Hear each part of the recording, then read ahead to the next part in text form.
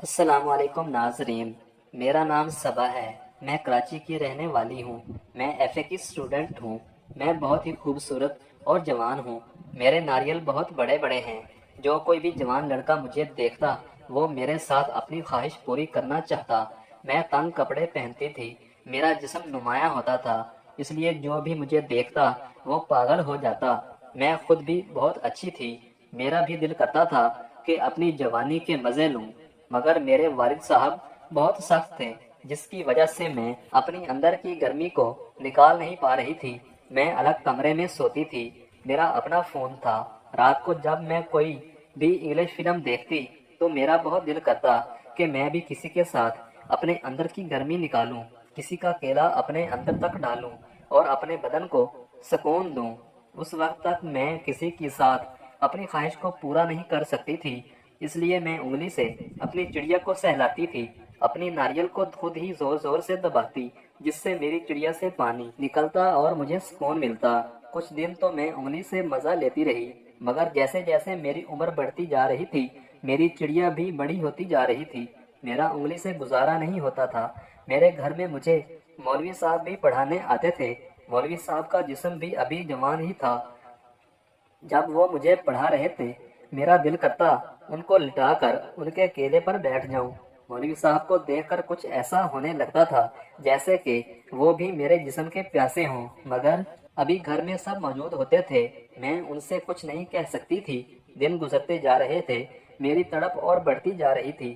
جب مجھ سے برداشت نہ ہوا تو میں کچن میں جاتی، وہاں سے ایک کھیرا اٹھا لاتی اور اس کو اپنی چڑیا کے اندر ڈال کر ہلاتی رہتی اور مزہ لیتی، مگر مجھے وہ مزہ نہیں آ رہا تھا جو کہ ایک آدمی کے کیلے کا ہوتا ہے۔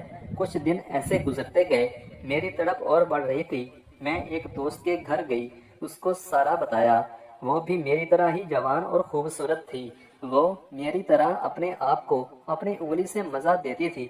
اس نے کہا کہ آج ہم دونوں ایک دوسرے کے ساتھ مزے لیتے ہیں، شاید تمہارے اندر کی گرمی کم ہو جائے۔ ہم دونوں کمرے میں گئیں، اپنے کپڑے اتارے اور پہلے ایک دوسرے کو کس کرنے لگی۔ میں لیٹ گئی، اس نے پہلے میرے ہونٹوں سے کس کی، پھر میرے ناریل کو دبانے لگی اور ساتھ ساتھ چوسنے لگی۔ وہ بہت زور زور سے دبا رہی تھی، مجھے مزہ آ رہا تھا۔ پھر وہ میری پوری ٹانگیں کھول کر میری چڑیا کو سہلانے لگی۔ میں آہ آہ کرتی رہی، پھر اس نے میری چڑیا کو زور سے سہلایا اور میری چڑیا میں کھیرا ڈال دیا۔ اس نے پورا اندر تک ڈالا، مجھے درد بھی ہوئی اور مزہ بھی آیا۔ میں نے تقریباً 2 سے 3 گھنٹے اس کے ساتھ مزہ لیا، میرا بہت پانی نکلا تھا، مجھے بہت سکون ملا۔ اس کے بعد میں گھر آ گئی، کچھ دن گزرے، پھر مجھے مزہ لینے کی طلب ہوئی۔ وہ اس دن گھر میں کوئی بھی نہیں تھا، تب مجھے مولوی صاحب پڑھانے آئے۔ ہم کمرے میں بیٹھے ہوئے تھے، مولوی صاحب کو دیکھ کے میں خود پر قابو نہیں پا رہی تھی، مجھے پسینے آ رہے تھے۔ مولوی صاحب کو بھی کچھ اندازہ ہو رہا تھا۔ مولوی صاحب نے پوچھا کہ گھر پر کون کون ہے؟ میں نے کہا کوئی بھی نہیں ہے۔ مولوی صاحب پہلے مسکرائے، میں نے اس دن کا کام نہیں کیا تھا۔ مولوی صاحب نے پوچھا یہ کیوں نہیں کیا؟ میں نے کوئی جواب نہیں دیا۔ مولوی صاحب نے میرا ہاتھ پکڑا اور بولا اٹھو، آج تمہیں سزا ملے گی۔ میں نے بہت بولا آج سزا نہ دیں، کل سے کر لوں گی۔ مولوی صاحب مجھے دوسرے کمرے میں لے گئے اور دوسرے کمرے میں لا کر مجھے بیڈ پہ گرا دیا اور کمرے کی کنڈی لگا دی۔ پھر انہوں نے پہلے اپنی شلوار اتاری اور اپنے کیلے کو نکال کر پہلے ہاتھ سے اسے مسلنے لگے۔ پھر انہوں نے میری شلوار اتار کر میرے منہ پہ ہاتھ رکھ دیا اور اپنے کیلے کو میری چڑیا کے اندر ڈال دیا۔ پھر زور زور سے اندر کی طرف ہلا رہے تھے، جس سے مجھے بہت مزہ ابھی آ رہا تھا اور درد بھی ہو رہی تھی۔ میں نے ان کو بہت منع کیا مگر انہوں نے میری ایک نہ سنی۔ پھر ہاتھ سے وہ میرے ناریل کو دبانے لگے۔ اتنی دیر میں مجھے مزہ آنے لگا اور میں ان کے ساتھ مزہ لینے لگی۔ وہ کبھی مجھے الٹا لٹاتے، کبھی سیدھا کر کے میرے اندر کیلا ڈالتے۔